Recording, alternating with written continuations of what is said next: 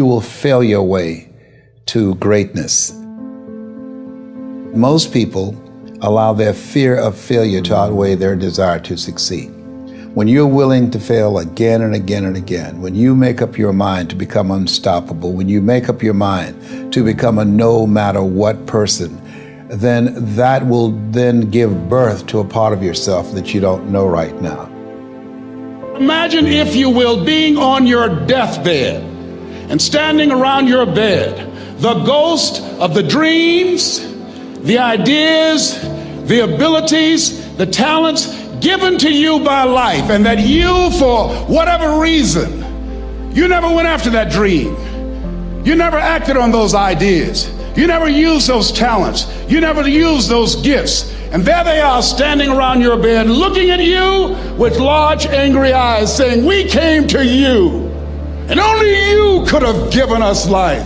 And now we must die with you forever." See, most people stop short of their dreams and park and get off the highway of life because of the rejections of life. You will always be rejected. It's no big deal.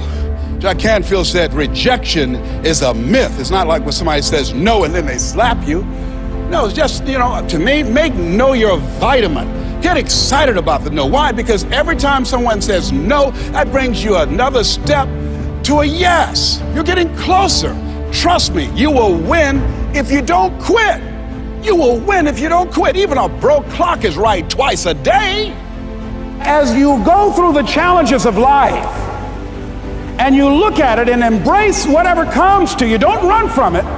Step toward it. Don't try and duck it like most people do. See, most people want it easy.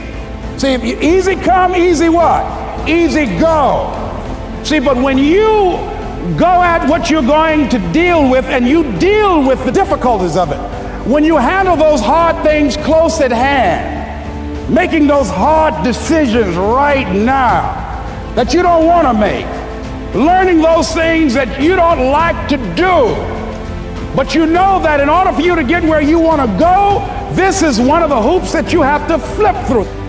And I'm saying to you, whatever you got to do it, because if you don't, life is going to whoop you until you surrender.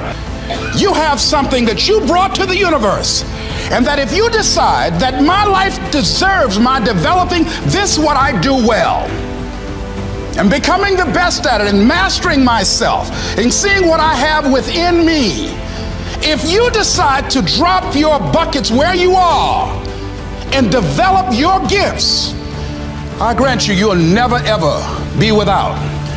I grant you that your gifts will take you places that will literally amaze you.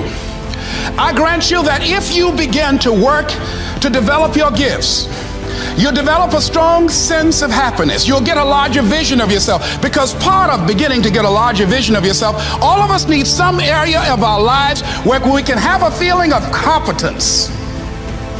That people know when they think about this area, that's something you do. That you eat and sleep that.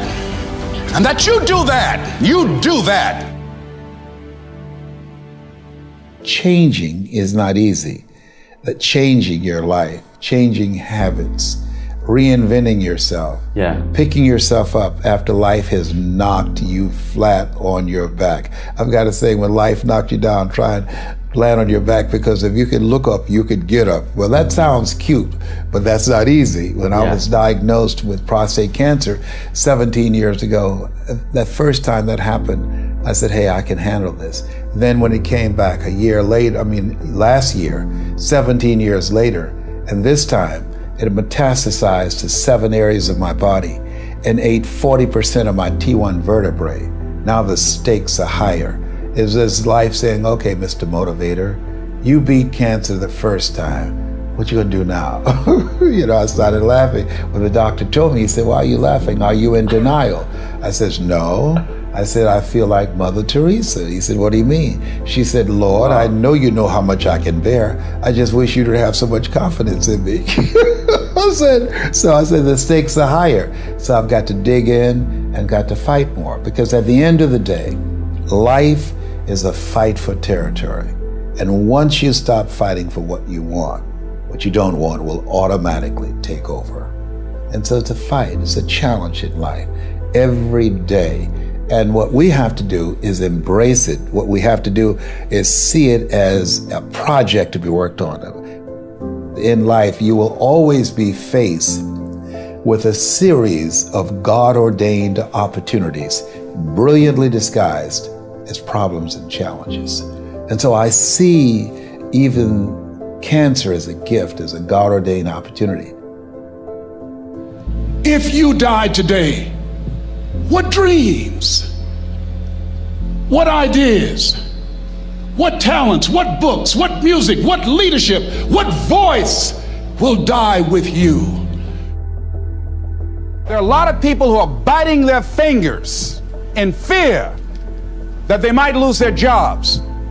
But there are few people who have decided within themselves, I'm going to make it. Some people aren't waiting to be cut.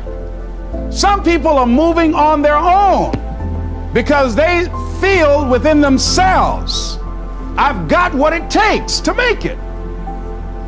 They're not afraid about tomorrow because of how they see themselves, because of what they feel that they deserve, because of what they feel that they can create for themselves. Because these people have decided, as they look at the future, as they look at themselves, there's a way. Where there's a will, there's a way for me to begin to create a way out of no way. And when you have that kind of consciousness, when you have that kind of spirit, nothing can stop you. Nothing.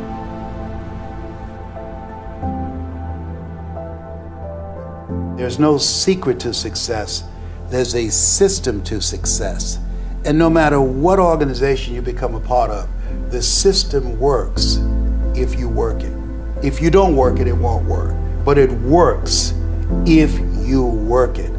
And that's one 4-letter word that most people don't like. They're not willing to work. There are winners, and there are losers, and there are people who have not discovered how to win. And all they need is some coaching. All they need is some help and assistance, just a little support. All they need is some insight or a different strategy, a plan of action to make some adjustments that will open up the key to a whole new future for them, that will give them access to the unlimited power that they have within themselves. That's all that they need. So what I want you to do is think about something you want for you, that's real for you, that's important for you, that will give your life some special meaning and power. And I don't even want you to say, I can do that. I don't want you to assume that. See, 5 years ago when I started out in this area, I would not have been able to make the mental leap that I would be up to where I am right now.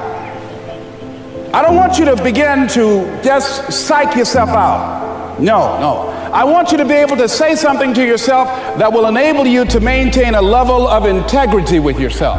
That when you say this, even when you face tremendous setbacks, it will be a benchmark to keep you in the game, to keep you moving forward and experimenting and readjusting your strategy and your plan of action, continuously looking for ways to win. I think we have to reflect on, who am I? Why am I here? What drives me? If I died today, what 3 words would I want said about me if I died today? You know, what is it that defines me? You know, and how do I define myself? So I went to the next mode necessary to start talking to people and seeking and asking for what I wanted and leveraging relationships and trying to find out, how do the people do it that went ahead of me? How do they do it? And then what is it I need to do? How is it I need to train myself, to develop myself? What's the resources that will be required in order to make it happen? And as I start seeking out and asking questions, I started running into people who said, I know someone who can help you do that. And they helped me get connected with those people. Remember, we have so much energy that can take us so far. It's necessary that you hook up with some other energy that can take you to the next level. I hooked up with them. They said, let's go. I said, away we go.